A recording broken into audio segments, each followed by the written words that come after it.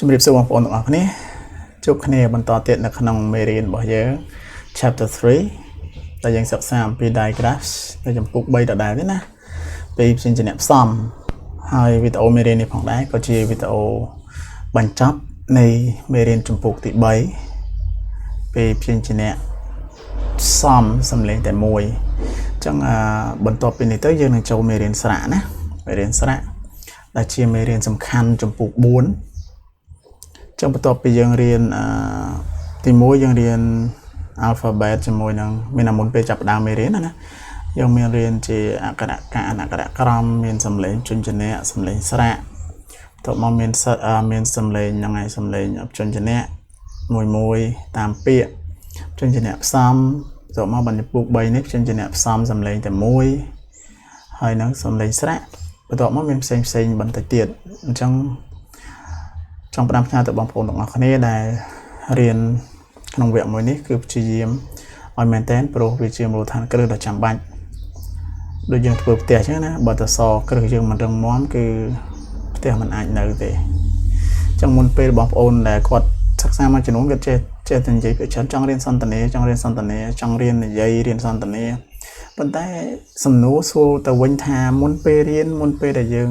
រៀននិយាយរៀនសន្តានាតើយើងត្រូវការរៀនអីភាសាអីក៏ដោយគឺយើងត្រូវការរៀនអានរៀនប្រកបសិនមុនពេលដែលយើងទៅរៀនអានបានយើងរៀនសំឡេងស្រៈរៀនសំឡេងព្យញ្ជនៈរបស់គេបន្ទាប់មកបានរៀនប្រកបចូលគ្នារៀនអានពាក្យមានបង្កើត clear បានបង្កើតប្រយោគរៀនសួររៀនឆ្លើយអាហ្នឹងបានទៅជាយើងរៀនដើម្បីធ្វើការសន្ទនាគ្នាបានអញ្ចឹងវាមានលំដាប់លំដោយគ្រប់ភាសាទាំងអស់ត្រូវរៀនតាមលំដាប់លំដោយនឹងដូចគ្នា alright អូខេអញ្ចឹងចូលមកមេរៀនយើងវិញមុននឹងចាប់ផ្ដើមនៅមេរៀនចុងក្រោយនេះយើងរំលឹកនៅមេរៀនចាស់ដែលយើងបានសិក្សាពីមុននៅក្នុងវីដេអូមុនគឺ th មានសំឡេង2ទី1សំឡេង th ទី2សំឡេង the ហើយនៅមេរៀនទី3នៅក្នុងវីដេអូមុនគឺយើងបានសិក្សាអំពី wh សំឡេង w អូខេយើងបន្តនៅមេរៀនរបស់យើងទៀតនៅក្នុង unit 19មេរៀនទី19នេះគឺព្យញ្ជនៈផ្សំសំឡេងតែមួយ wh ដដែលប៉ុន្តែសំឡេង h អញ្ចឹង wh មាន2មាន w មាន h តោះចាប់ផ្ដើមទាំងអស់គ្នា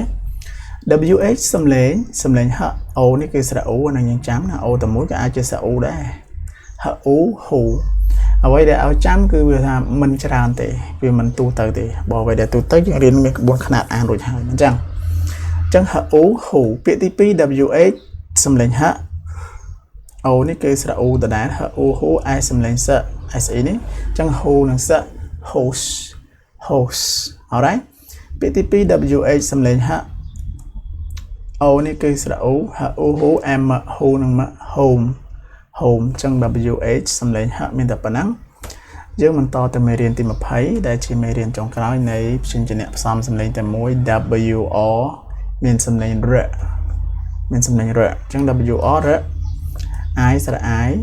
រ I រ៉ៃ T សំឡេង th រ៉ៃនិង th right អូខេទី2គឺ WR សំឡេង r O នេះគឺស្រៈ r NG ង r និង wrong អូខេពាក្យទី3 WH WR សំឡេង r I មិនមាន E គឺស្រៈ E អាហ្នឹងយើងចាំ r E r S រិនិងស race សធីមួយទៀតអញ្ចឹងបញ្ចេញសលេងថឹកគេហងអញ្ចឹង rest អូខេ rest អរហើយបងប្អូនអញ្ចឹងវីដេអូយើងមានតែប៉ុណ្នេះ wh សំឡេង h wr សំឡេង r ជួបគ្នាបន្តទៀតនៅក្នុងជំពូកទី4នឹងមានមេរៀនល្អៗនឹងផ្លែចែកជូនបងប្អូនអ្នកសិក្សានៅក្នុងវគ្គមួយនេះជម្រាបលាទាំងអស់គ្នា